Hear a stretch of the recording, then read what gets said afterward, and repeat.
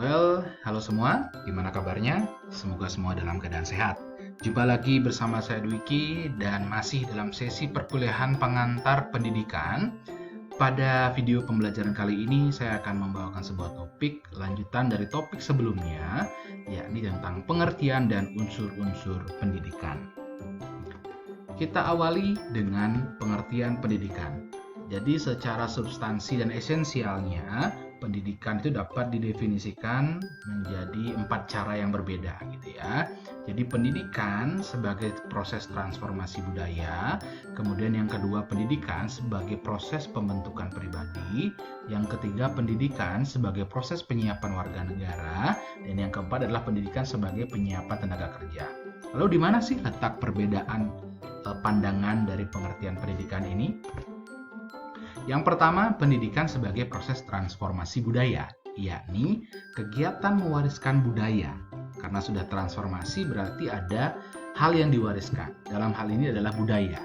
Budaya itu bukan hanya budaya materi atau budaya yang dapat dilihat saja, tapi lebih kepada adat, aturan, gaya hidup, seperti ilmu bertani misalnya, ilmu bercocok tanam, itu juga bagian dari budaya dan lain sebagainya kepada generasi berikutnya.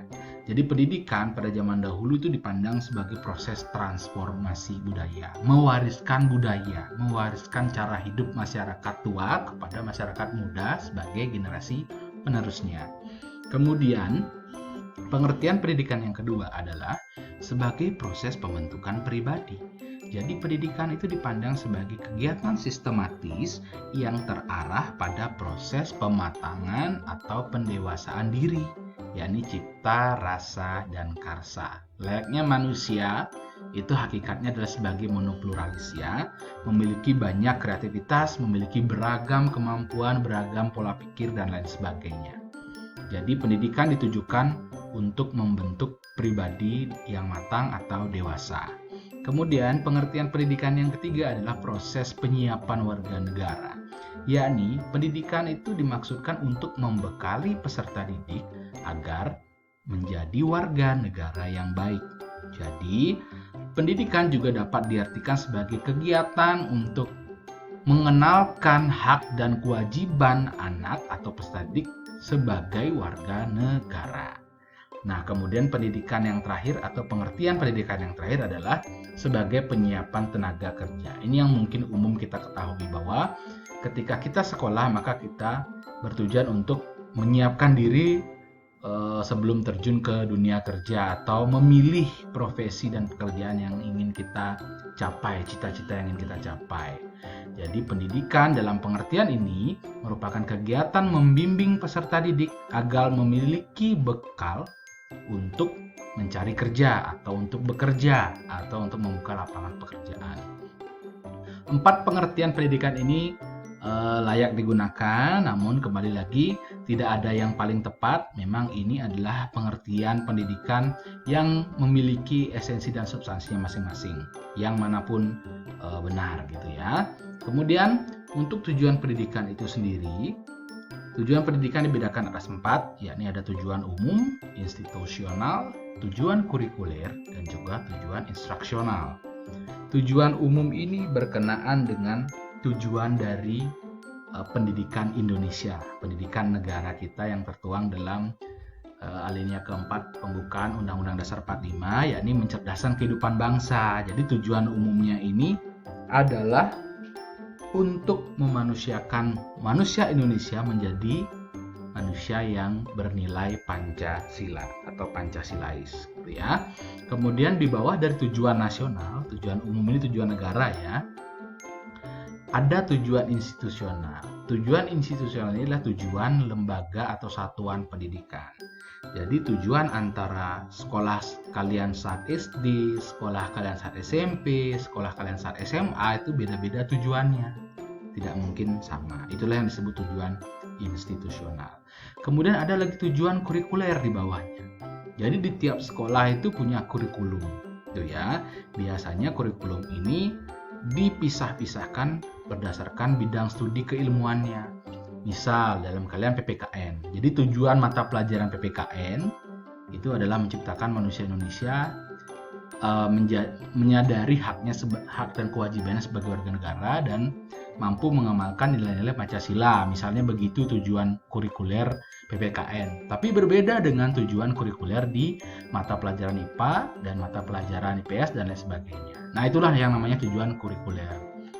Sementara itu tujuan instruksional adalah tujuan yang spesifik ke materi. Misal, dalam mata pelajaran PPKN, nanti ada materi tentang batas-batas wilayah negara, ada materi tentang hak dan kewajiban warga negara. Jadi tujuan instruksionalnya adalah siswa atau peserta didik memahami hak dan kewajibannya sebagai warga negara, atau siswa peserta didik memahami batas-batas wilayah negara berdasarkan konstitusi gitu misal ya. Itu tujuan-tujuan dalam pendidikan. Nah, melalui tujuan pendidikan ini secara umum itu ingin menciptakan dua hal. Yang pertama adalah konsep pendidikan sepanjang hayat dan kemandirian dalam belajar. Konsep pendidikan sepanjang hayat ini merupakan konsep yang harus diterapkan oleh seorang guru. Prinsipnya adalah bahwa pendidikan itu tidak boleh menjadi tuntutan. Kita harus mampu mentransformasi tujuan pendidikan, bahwa pendidikan itu bukan tuntutan orang tua, bukan tuntutan negara, bukan tuntutan sekolah, melainkan kebutuhan dari peserta didik. Jadi sebisa mungkin guru itu harus mengelola pembelajaran agar bermakna, manfaatnya terasa bagi kehidupan atau keseharian si peserta didik yang diajarkan. Maka dari itulah konsep pendidikan sepanjang hayat dapat tumbuh dalam dirinya. Dia akan memandang bahwa saya belajar bukan karena dituntut mencari nilai, tapi memang karena saya ingin mengetahui sesuatu. Nah, jadi pengetahuan dan keterampilan yang saya peroleh di sekolah ini kan saya gunakan dalam keseharian hidup saya, gitu ya. Implikasi PSH atau konsep pendidikan sepanjang hayat ini yang pertama adalah pendidikan sepanjang hayat harus menghilangkan tembok pemisah antara sekolah dengan lingkungan nyata. Jadi sebisa mungkin belajar melalui lingkungan, tidak hanya di ruang kelas, gitu ya. Kemudian PSH ini lebih mengutamakan pembekalan sikap dan metode daripada materinya. Jadi yang dipentingkan dari PSH adalah sikapnya dan bagaimana cara memperoleh pengetahuan. Jadi kalian kasih strategi di sana ya. Kemudian yang ketiga adalah menempatkan peserta didik sebagai individu yang menjadi pelaku utama dalam proses pendidikan. Jadi tidak hanya guru yang memberi materi, tapi siswa juga dilibatkan dalam menemukan pengetahuannya. Itu kreativitas guru harus gimana sih caranya biar guru tidak banyak bicara, tapi murid bisa menangkap konsep. Nah, itu guru harus kreatif menciptakan stimulus maupun media-media yang bisa mewujudkan hal tersebut. Kemudian, selain tujuan pendidikan muaranya adalah di pendidikan sepanjang hayat, satu lagi adalah agar siswa memiliki kemandirian dalam belajar. Itu sudah biasa ya. Kemudian, unsur-unsur pendidikan yang utama ada 7. Yang pertama harus ada peserta didik, si siswa itu. Yang kedua harus ada pendidik, si guru. Kemudian harus ada interaksi edukatif. Namanya interaksi ini pasti dua arah. Jadi tidak hanya guru yang memberikan pengetahuan kepada siswa, tapi siswa juga harus dibuat aktif untuk membagikan pengalamannya, menyampaikan pengetahuannya, apapun yang ada di pikirannya. Buat mereka berani untuk berbicara, buat mereka berani untuk berpendapat. Itulah namanya interaksi edukatif. Kemudian yang keempat, tentu harus ada tujuan pendidikan, seperti yang kita bahas di slide sebelumnya. Harus ada materi yang diajarkan, apa aja. Ada 3 ya, harus materi tentang pengetahuan, sikap, dan juga keterampilan. Yang keenam, ada alat dan metode yang digunakan untuk mengajar. Nah, dan yang terakhir adalah lingkungan pendidikan yang mendukung, gitu ya. Jadi ketika lingkungan pendidikan tidak mendukung, maka proses pembelajaran bisa saja terhambat. Misal, seorang peserta didik yang belajar di lingkungan yang nyaman dan tenang dibandingkan dengan seorang peserta didik yang belajar pada lingkungan di mana di luar sekolahnya itu sedang ada perang. Itu pasti beda hasil nanti. Nah, ketujuh unsur ini harus mendukung dan saling tersistematis dengan baik sehingga dapat menghasilkan proses pembelajaran yang bermakna bagi peserta didik. Terakhir, ada komponen-komponen sistem. Pendidikan as a system. Pendidikan sebagai sebuah sistem. Jadi yang pertama di sini ada raw input, kemudian masuk ke dalam proses. Dalam proses ini raw input akan dikenakan sebuah atau beberapa instrumental input dan juga environmental input atau lingkungan. Jadi raw input yang terkena instrumen dan juga lingkungan itu diproses sehingga akan menghasilkan output. Jadi apa kaitannya dengan pendidikan? Untuk lebih mudah memahami, mari saya gunakan silogisme seperti ini. Jadi raw input atau output kita tujuannya adalah untuk menghasilkan sebuah nasi goreng, sepiring nasi goreng.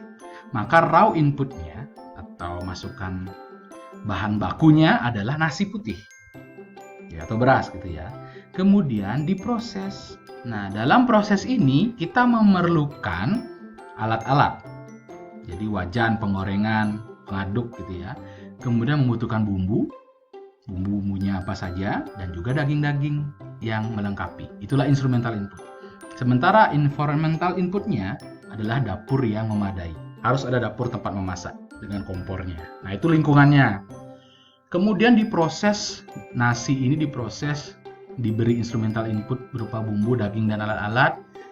Kemudian dimasak dalam dapur yang bersih dan memadai, sehingga akan menghasilkan output sebuah nasi goreng yang enak dan lezat gitu ya. Ada juga koki di sini, guru itu masuk ke instrumental input. Nah, bila dibandingkan dengan pendidikan, raw input ini adalah siswa. Ya, jadi siswa yang baru masuk sekolah. Nah, di proses inilah dia belajar, dididik, dibina, dilatih. Jadi dalam proses bersekolah ini ada instrumental input, ada guru, ada buku-buku, ada sarana prasarana, meja, kursi, LCD, perpustakaan, media pembelajaran, dan lain sebagainya itu ada di instrumental input. Sedangkan environmental input adalah lingkungan sekolah yang mendukung, kelasnya nyaman, bersih, sekolahnya rindang, tenang, guru-gurunya ramah, dan lain sebagainya. Diproseslah semua atau siswa ini diproses dalam lingkungan yang sudah diinput oleh instrumen dan juga lingkungan yang mendukung dalam proses ini, sehingga menghasilkanlah sebuah siswa atau seorang siswa yang memiliki karakter yang baik, memiliki pengetahuan yang baik, dan keterampilan juga yang mumpuni. Itulah pendidikan sebagai sebuah sistem. Jika salah satu dari ini tidak ada, maka tidak akan dicapai output itu hasil ya, siswa yang bagaimana yang diharapkan, itu tidak akan tercapai. Maka pendidikan sebagai sebuah sistem, semua unsurnya itu harus saling melengkapi dan saling bekerja dengan baik, begitu ya. Sekian untuk penjelasan pada video kali ini, semoga dapat dipahami dengan baik. Selamat melanjutkan kegiatan belajar dan sampai jumpa di video pembelajaran berikutnya.